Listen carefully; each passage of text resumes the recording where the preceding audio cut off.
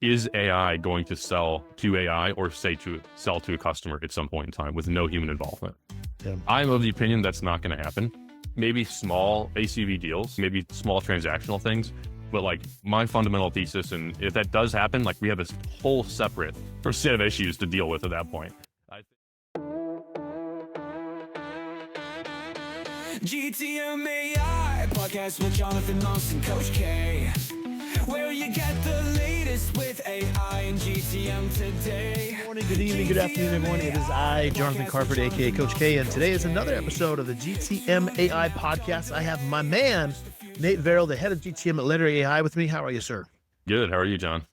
Good, man. I know you're going to not agree with this, but you have this fantastic, rich voice. I think I might give my podcasting duties of hosting to you because I'm just listening going, that's a good voice. You have a voice I always wish I had, just so you know. I'm a little jealous. I appreciate that. Yeah. But it's so good to see you. I know you've been in a lot of places in your career. Obviously, last place you're at was VP of Revenue Operations Analytics from Paro AI, and then Director of Model Risk Management. You actually worked at, I didn't know this, but I looked on your LinkedIn, but you used to work at PwC once upon a time, which is cool. It's kind of come full circle considering all things political right now. Come all around. The DoD space is getting a little slaughtered. It's come full circle. Yeah.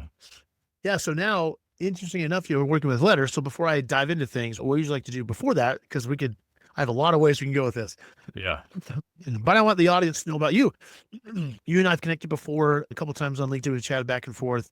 I've heard nothing but good things about you and your company, by the way, because I'm deep in the enablement space, and recommendations for tools and technologies come up, and people and your name and your company comes up in a very positive way, which is good. It's good to hear that from other people in the space. For sure. So before we get into the nitty gritty, I want to know about you, the non-resume, non-LinkedIn version. You've had a crazy professional career. So yeah, going through what you've gone through, tell me like your background, where you came from, and how you find yourself here, and why you like what you do. Yeah, I appreciate that. Yeah, I love the LinkedIn is more of the resume, right? So I like digging a little bit deeper. I think I'm from a small town outside of St. Louis. Dad's a farmer. Family's been farming for 100 years. So it's just kind of funny to like think about where our family's been to like where we're at today. It's just a wild thing to think about. When I left college, it was the normal thing to do, get a secure job and like find something that's just a good career. My dad had a job at the same company for 40 years, retired early, did the whole that whole process. For me, I would say it's quite the different process. I got my CPA out of college as I got my first job and traveled the world for a couple of years and realized like accounting was just so boring to me. No offense to the accounting world. For my personality, I was like, I need something else. And it was really cool to me at that point in time as I traveled Western Europe to dig into businesses and how they're running operations and things like that. I was like, this is just so different. Everyone's doing this differently. It's very interesting to me. In that period, it was a little self-exploration, I would say. I began stock trading and I was trading options.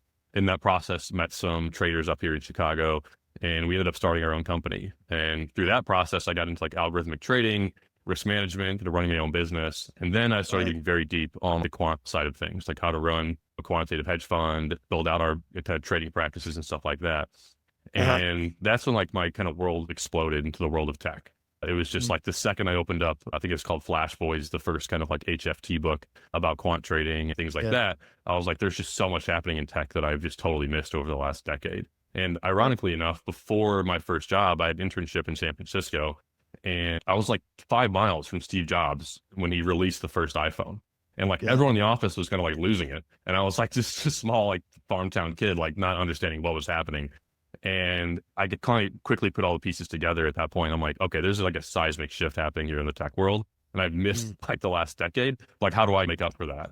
So did the kind of the algorithmic trading thing for a couple of years, got really deep into the hedge fund world, trading options, futures, stocks, commodities, all that good stuff. Learned a ton about tech and like the infrastructure that's required for building an algorithmic trading platform. Took that experience and moved on to the Options Clearing Corporation, which is the largest derivatives clearinghouse in the world. They clear like 98% of the options contracts. So a lot of risk sits into that one institution. And granted, like they're backed by full faith and credit of the government. But during that process, my job was the risk side of the house, making sure that quantitative teams work with enterprise risk teams, work with kind of operational teams. Ultimately, my job was a liaison between the PhDs in physics that built the models and like the SEC. So I quickly realized like, not only is there this like seismic shift in tech, but there's a whole other world that doesn't understand this. So I was like naturally put into this world for some reason or the other, where I can communicate those kind of modeling issues and modeling capabilities and some of the risk metrics to the SEC as we built out kind of an end-to-end risk management framework. And in that world, there's like post kind of Dodd-Frank, very fast paced, working with incredibly